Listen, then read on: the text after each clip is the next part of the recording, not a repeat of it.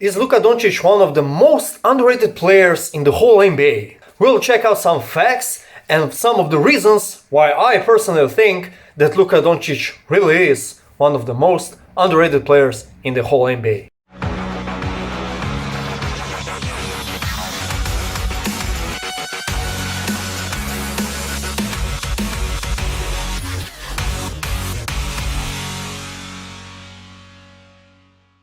Before I gave you a couple of reasons why I do think that Luka Doncic is one of the most underrated players in the NBA, let's go to the beginning of his NBA journey. Moves on Polo, takes it in, hammers it home. Brings it down towards a minute to play in the first quarter.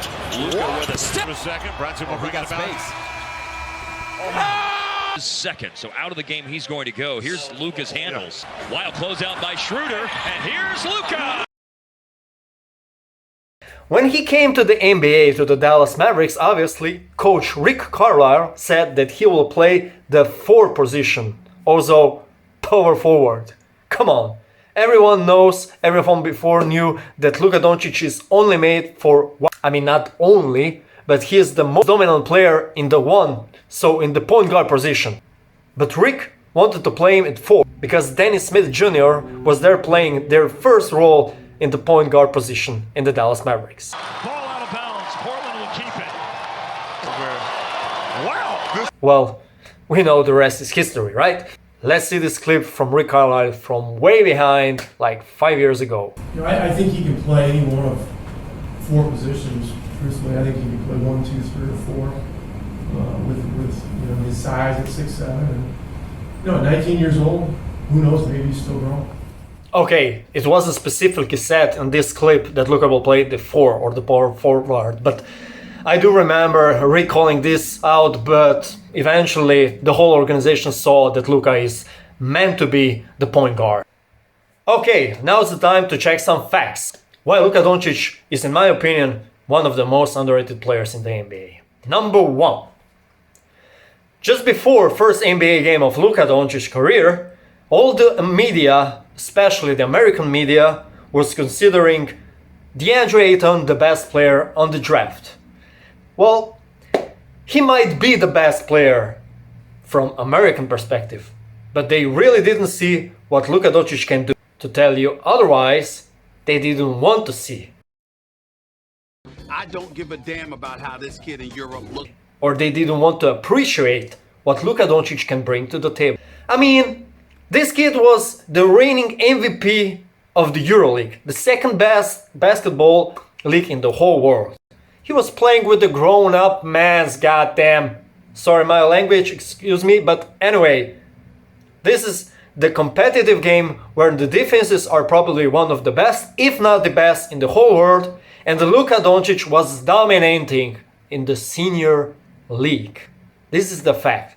Not only that, he led his team, Real Madrid, to the EuroLeague championship, with only 18 years old.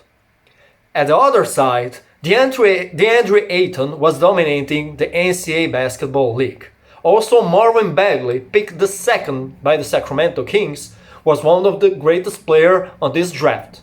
But anyway, where the hell is Marvin Bagley now? Also, DeAndre Ayton is not on the Phoenix Suns anymore. Anyway, let's check some clips where the media was really downrating the Luka Doncic effect. He said he's a cross between Larry Bird and Steve Nash. I said, if that's the case, then this dude's gonna light the league on fire. His feet is slower than rush hour traffic. Okay, really slow feet. Really, that's a problem. His NBA comparison is Hedo Turkoglu. I don't see Steve Nash, and I definitely don't see Larry Bird. Reason number 2. If we forget about the past and stick with nowadays, Luka Doncic is playing for the Dallas Mavericks. This is his 6th season. And what was the best player that he played ever with in the NBA? Was it Dirk Nowitzki? Probably.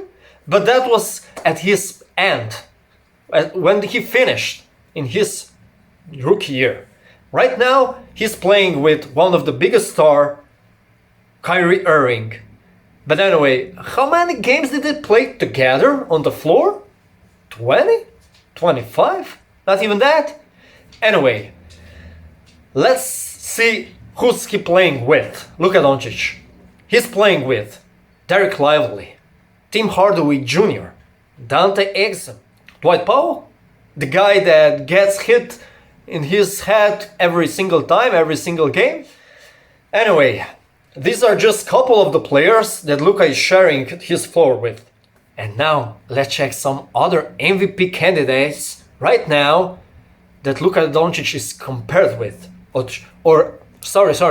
Should be compared with. Joel Embiid, Mr. Free Throw.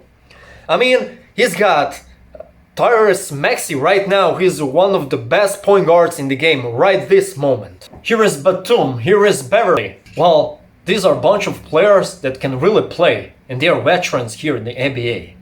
Anyway, let's go forward. Giannis Antetokounmpo. Who is he playing with? I think this guy is Lillard, right? Is Damian, right?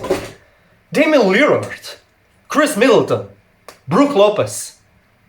Well, these are all all-stars, aren't they? Yeah. In Milwaukee!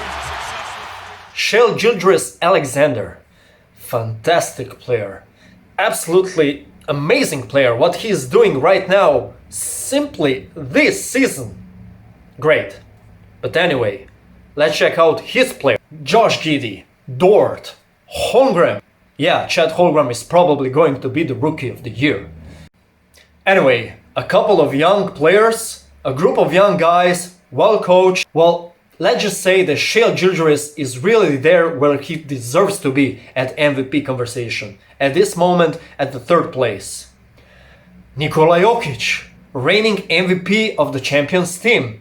Well, let's not even discuss his teammates because they are reigning champions. Isn't this enough? But anyway, I have nothing against Nikola because I really do think that Nikola deserves the MVP, the first place, especially in front of the Embiid.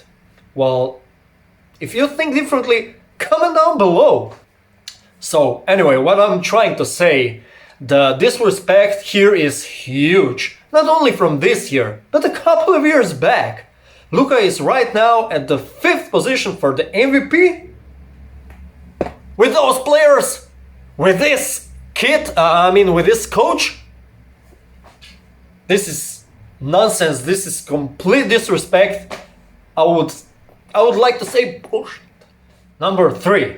And I think that this is one of the most bizarre things that could possibly exist, but it does. Numbers. Stats. They can take statistics and make them say whatever they want. Let's check out some facts.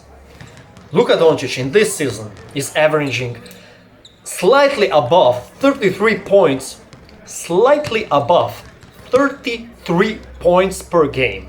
But not only that, he's averaging more than 9 assists per game and 8 rebounds. All that in approximately 40 minutes per game. Let's check out some other MVP candidates. Joel Embiid is averaging 34.9 points per game, 11.7 rebounds per game, and 5.9 assists. Those are brilliant numbers. But there is one thing that is a bit different from every other MVP candidate. Do you know? You don't know, right? He's averaging 12 free throws per game. Expect to miss so you can be ready to rebound. 12. Do you imagine if Luka would hit like 12 free throws per game? I know, Luka is average free throw shooter. It's really average, it's like 75%. But anyway. Let's check how many free throws Luka have per game. Let's check. 8.7. Honestly, I thought it would be even less. But anyway, these are like 3 free throws per game. And it was like, what? 30 games now? So that's like 90 free throws more. 90. Imagine that. Giannis Antetokounmpo. 31 points per game, 11 rebounds, and 4.6 assists. Anyway, I was saying that he's got like Damian Lillard, Chris Middleton, I mean, he's not that most valuable guy. They're like group of guys that are valuable for the whole Milwaukee Bucks. In Milwaukee! Shai Gilgeous-Alexander, 31 points, 5.8 rebounds, and 6.3 assists per game. Well, there are 2 points down, so below Luka, like 3 rebounds down to Luka, and also 3 assists down to Luka. What the fuck? But yeah, his team is having way better record right now than Dallas. Yeah, but it's about the individual stats. It's not about the team. Yeah, well, it is. Well, you decide, you figure it out then. I'm not going to talk about Nikola Jokic assist. Because I said before, he deserves the MVP chance. He deserves the MVP conversation. He deserves the first place. Anyway, he's like a triple-double. Average. Something like that.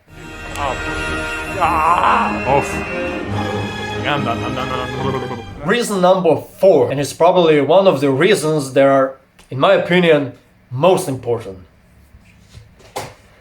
What would happen if you took Luka Doncic out of the Dallas Mavericks organization? Out of the game. You threw it out. He doesn't exist. He's like, Fizi, Fazazi. It doesn't exist. This group of guys with the coach kid, they wouldn't sniff the playoffs. Sniff.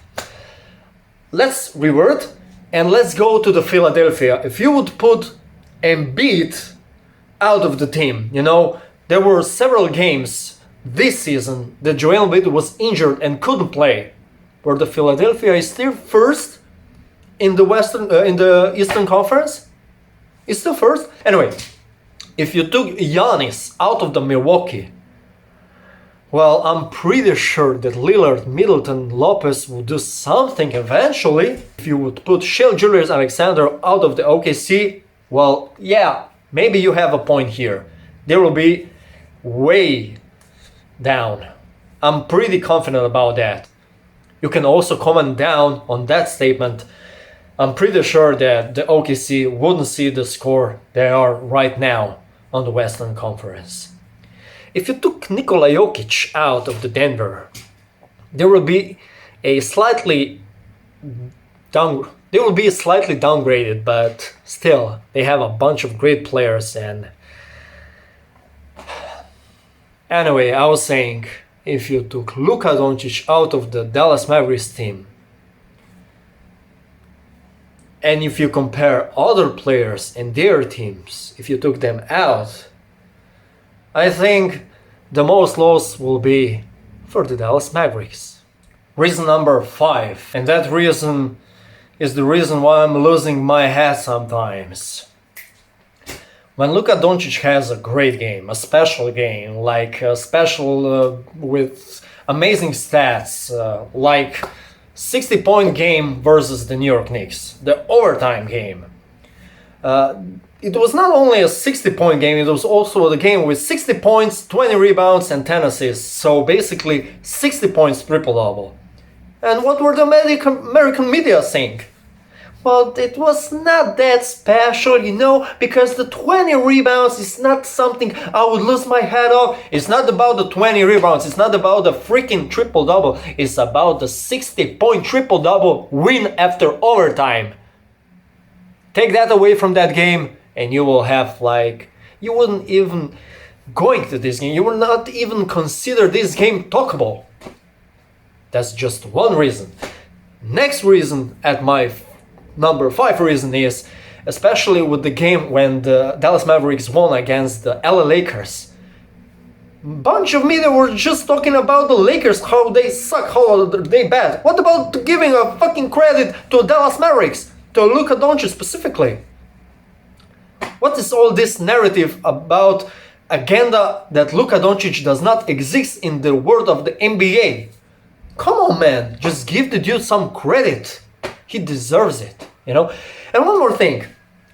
That's the reason 6, by the way.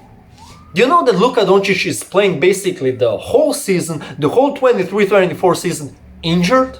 from the World Cup on, he's trying to get better, but he's just not. It's not the usual injury. It's the injury that is bothering him way too long right now. But I mean, he's right now used to it. He's now used to playing with the injury. But you know, is anybody talking about it? Not good enough. Guys, these are just a couple of reasons why I think that my guy, Slovenian Luka Doncic, is the most underrated player in the whole NBA. If you find any other reasons, check down to the comment section and write your down. If you do not agree with my statements, if you do not agree with my opinion, make sure you comment down below also. Thank you guys for sticking with me. It was Greg here with Greg's Court. Make sure that you like this video and subscribe to my YouTube channel for more analysis like that. Till next time, bye!